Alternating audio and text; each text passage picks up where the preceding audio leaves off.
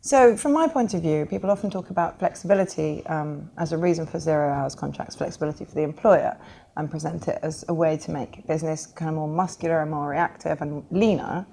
When you actually drill down into the kind of people who are on 0 hours contracts, it's very often people whose hours don't need to be flexible. You know, supermarkets know how much help they need. Care work especially, they're mostly contracted by the local authority, so they know exactly how many hours they need.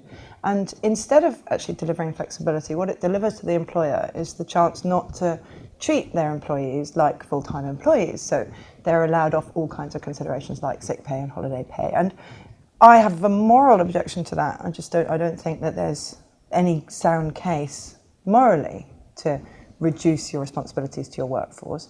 But also from a utilitarian point of view, of course, it actually makes many, many people's lives much worse for the purpose of delivering a small number of people a bit more profit. This is a flexible form of contract which enables businesses that would otherwise not be able to offer jobs because there isn't security in the workload to be able to offer jobs to people on the basis that that workload may be there. I don't think that businesses should be made to feel bad for offering opportunities. Let's be clear about this. These are jobs. They, in most cases, result in people having the ability to work and earn a living. That's a positive thing. Surely this work would need doing, well, wouldn't it? It's possible, but whether you could make the hires quickly enough, whether you would be able to capitalise on the opportunities in time is a separate point. I genuinely don't believe, and I'm not just saying this to be a lefty, that there are a huge number of tergiversations in the needs of Starbucks or Sainsbury's from one week to the next. I don't really believe that, and I think often they've got two people sharing one job just so that they can abnegate their responsibilities towards both of them instead of having one person having one job to whom they then had I challenge that slightly as well, because actually I don't know what it is that the businesses are benefiting from directly from hiring two members of staff for a workload, because they're not getting any employment law benefits, because to be honest these people are accumulating the same level of employment law rights they would do otherwise any other employee. So I'm not seeing that. And to come back to your previous point, I think it's an important one to make. You talked about whether these are really being used appropriately, and that's the key question. Yeah. I think that that's not possible to tell in the midst of some quite difficult economic circumstances.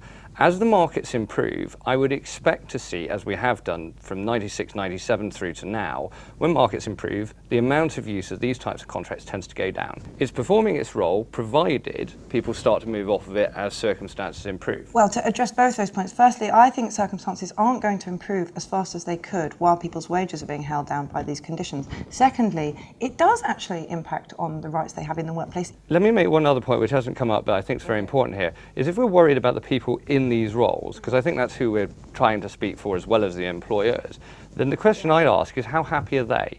16% of those that were on 0 hours contracts were unhappy. They wanted more hours than they were getting.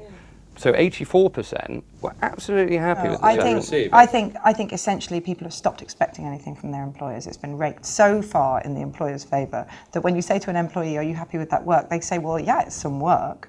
If we had any sense of kind of parity between them as a voice, I think many people would be saying, no, I do want more work. Because when you ask people, when you phrase that question differently and you ask part-time workers or part freelance, part employed workers, whether they want more hours, they all say yes. We don't actually feel that the labour market is overly flexible. Actually, quite the opposite.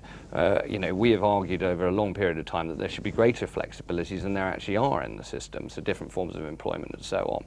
And the reason for that is we have absolutely unequivocal information from our members that they say, as the people that do the hiring, I mean, people don't have a right to jobs, people create them for other people. These jobs, they say they will create more jobs if they have more flexibility. So it is the inverse to say that if you bear down too heavily on some of the flexibilities in the labour market, including 0 hours, I would argue very strongly on behalf of our members, there will be fewer jobs. When I look at the major 0 hours employers, and I am thinking the major employers in the care sector, the major employers in the retail sector, and the major employers in the hospitality sector, I do not see businesses that are focused on creating jobs and not focused on profit. I see businesses that are so focused on profit that they're actually cannibalistically reducing the circumstances of their workforce, which reduces their customer base, and they can't see it. It is ostensibly a buyer's market at the moment with the unemployment levels that exist, and those businesses don't feel the same pressures, I'd imagine, of losing high turnovers of staff. They will do again, and they will need to change their practices, I suspect.